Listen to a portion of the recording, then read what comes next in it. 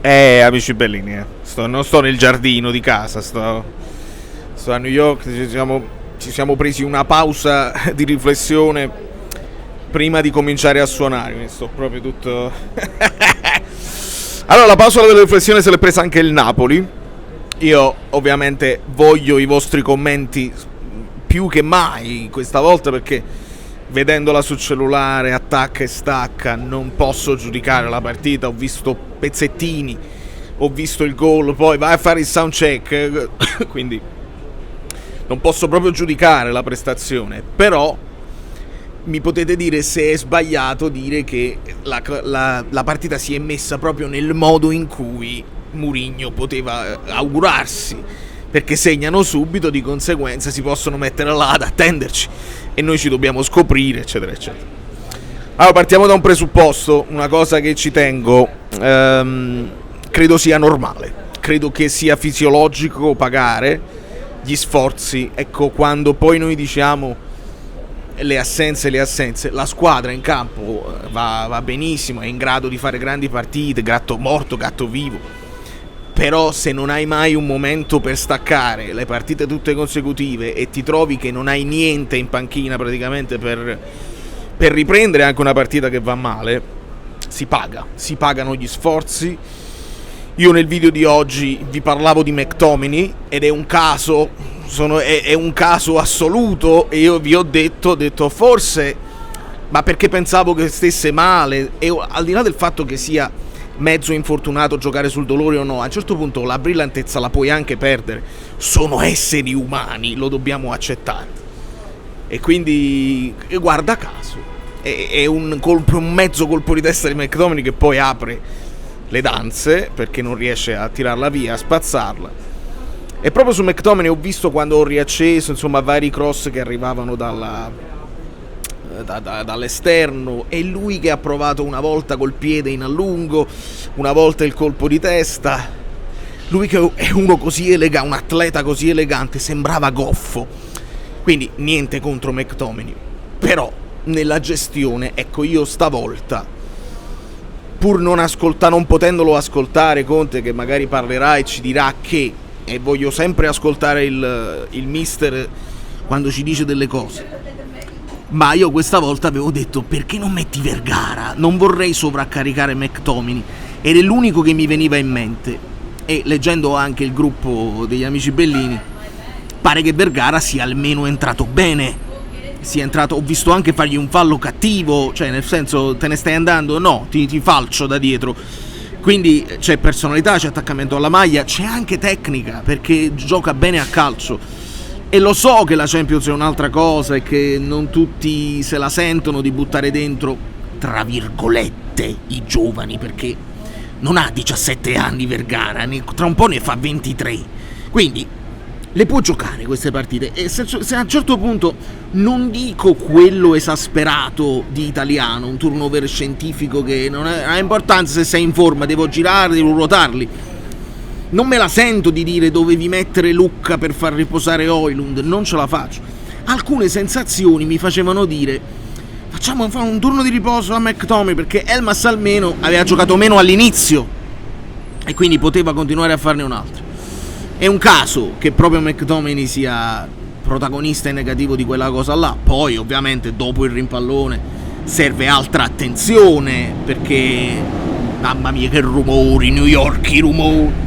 Serve un'altra attenzione, mica me la sto prendendo solo con lui. Vediamo se Milinkovic-Savic poteva fare qualcosa di meglio anche nel secondo gol, che arriva proprio all'inizio del secondo tempo, dove tu avevi anche dato l'impressione, con i cambi dai un segnale che la vuoi vincere, che ci tieni a vincerla, quindi aggiungendo insomma Levin Beuk, ma metti così. Però si paga lo sforzo, credo che sia questo il titolo che poi metterò, perché si paga troppe partite con pochissimi ricambi. Buongiorno, non lo so come ha giocato, non ho idea, non sto dicendo niente, però nella mia idea, quando vado a fare la formazione in mente, nella mia testa contro il Benfica, io mi gioco Juan Jesus. Non lo so se è giusto o sbagliato, ma mi gioco Juan Jesus, e ve lo dico col senno di prima, perché facciamo la simulazione anche con questo. Mi gioco Juan Jesus, mi giocherei Vergara, mi sarei giocato Vergara per dare almeno un pochino anche di avere in panchina qualcuno che, sai, se poi c'è da fare, si può fare, però col senno di poi è troppo facile, e quindi io spero che non si ridimensionino le ambizioni dei ragazzi, spero che non sentano questa sconfitta troppo.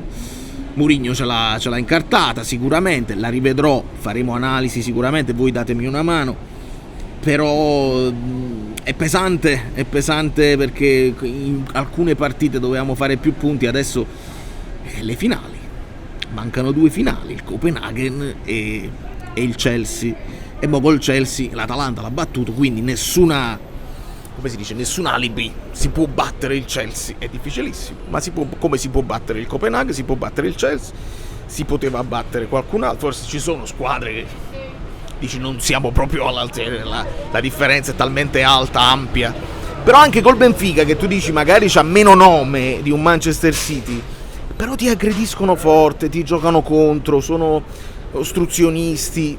Qualcuno mi ha parlato anche dell'arbitro, non ve lo posso giudicare perché non l'ho vista bene, ma non va, cioè lo sappiamo che è così, e guardiamo che è quello che è successo Inter-Liverpool, quindi sai che è così, che può essere così.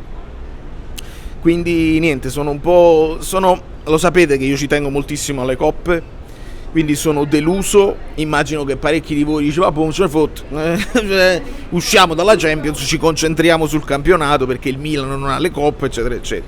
Lo sapete che io ragiono sulla stagione, io voglio fare tutta la stagione e andare più avanti possibile, perché così sale il blasone, così aumenta il ranking, così diventi più importante. Io mo qua sto nel pub, no?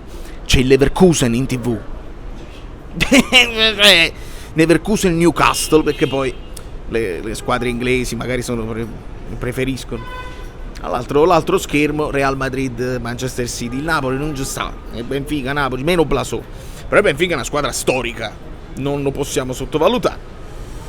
E quindi sono chiacchiere al vento le mie, quindi io sto male, mi dispiace, sono deluso, spero che non si accusi il colpo, perché io ero più preoccupato, e ve lo dico proprio chiaramente, ero più preoccupato per l'Udinese che per il Benfica. Ho detto col Benfica in qualche modo magari un pareggio lo strappiamo in fuori casa, ci mettiamo con i denti venendo dalle belle vittorie, ci sarà l'energia, e speravo in un pareggio onestamente col Benfica, non pensavo vinciamo là, perché è difficile vincere in trasferta in Champions League, però ero preoccupato perché l'Udinese storicamente ci ha sempre dato fastidio, e arrivando da una lunga serie positiva ci poteva stare l'upset. Di conseguenza la mia speranza è che non si accusi il colpo, perché le fatiche ci sono e fin quando vinci l'acido lattico si scioglie meglio. Hai vinto, hai fatto uno sforzo incredibile, però hai vinto e ti porti a casa i 3 punti e ricominci a lavorare con una grande energia.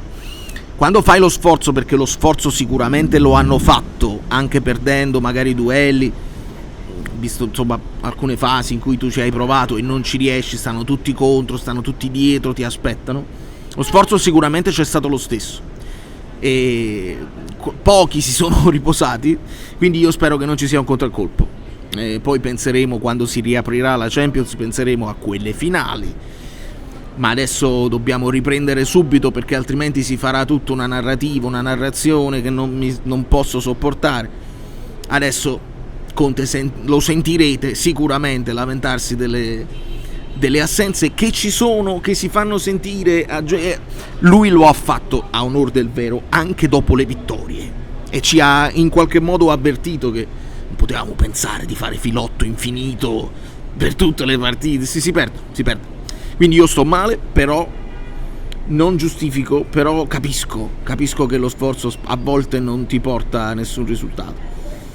Vania, visto già all'inizio avevamo rischiato un rinvio, un po', qualche rischio, insomma secondo me è roba fisiologica, mi dispiace assai, spero solo che i ragazzi non accusino il colpo, e spero che non si siano affaticati ulteriormente, perché adesso Vergara lo mettiamo titolare con l'Udinese, McTominay qualche partita la salta, riusciamo a recuperare un Gutierrez, un Lukaku, bisogna recuperare la gente, perché non è possibile, questi gatti qua non possono reggere da soli il ritmo di queste partite, perché poi sono a ritmo intensissimo per troppe partite consecutive, 2 a settimana, secondo me non si può fare.